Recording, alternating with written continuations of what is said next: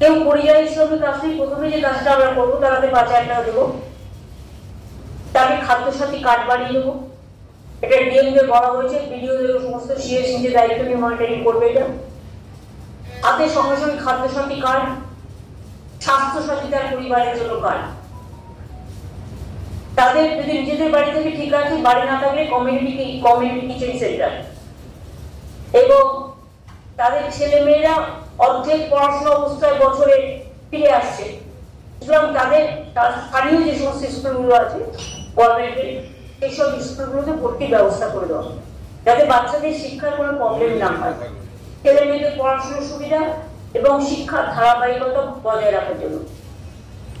এছাড়াও তারা অন্যান্য সরকারি প্রকল্প যেমন কন্যাশ্রী আছে, শিক্ষাশ্রী আছে, ঐক্যশ্রী আছে, মেধাশ্রীর মতো নানান স্কলারশিপের সুযোগ সুবিধাও পাবে।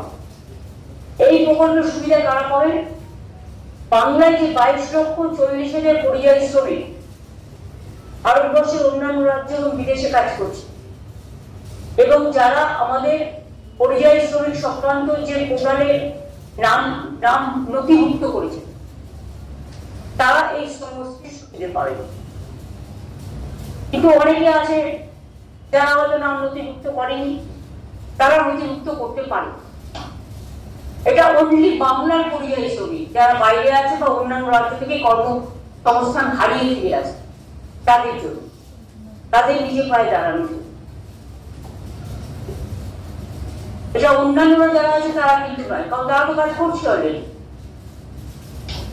এবং লেবার ডিপার্টমেন্ট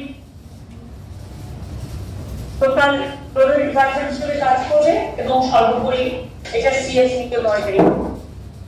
কিছুদিনের মধ্যেই যারা ফিরে এসছে, যাদের আমরা যোগাযোগ করে পরে বাংলাদেশে নিয়ে চলে গেছে, সেখান থেকে কোর্টে কেস করে, বা অন্ধ্রপ্রদেশে বা ছত্তিশগড়ে বা হরিয়ানাতে বা দিল্লিতে বা রাজস্থানে বিভিন্ন জায়গায় অত্যাচারিত হয়েছে, তাদের কোর্টে কেস করে অনেকে আমরা ছাড়িয়ে গেছি।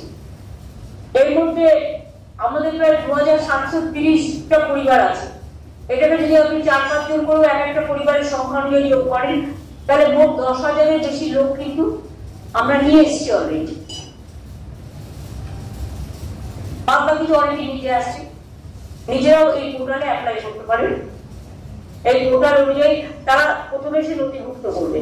তাহলে ধরুন সমষ্টির নামে একটা পোর্টাল করে দেবে, হ্যাঁ, সমষ্টির নামে একটা পোর্টাল করে তাহলে একটা আই কার্ডও দিয়ে দেবে। আই কার্ডের মেম্বার হিসেবে সে এই সুযোগ সুবিধাগুলো পাবে। আর যতক্ষণ পর্যন্ত এই কাজ সম্পূর্ণ না হচ্ছে, ততক্ষণ যারা ফিরে এসেছে তাদের 5,000 টাকা করে দেওয়া হবে, খাদ্যসাথী, স্বাস্থ্যসাথী এবং ছেলে মেয়েদের পড়াশোনার জন্য ভর্তি করার ব্যবস্থা। তারা যেন ইমিডিয়েট যোগাযোগ করে। আমাদের পরিযায়ী শ্রমিক ওয়েলফেয়ার বোর্ডও আছে।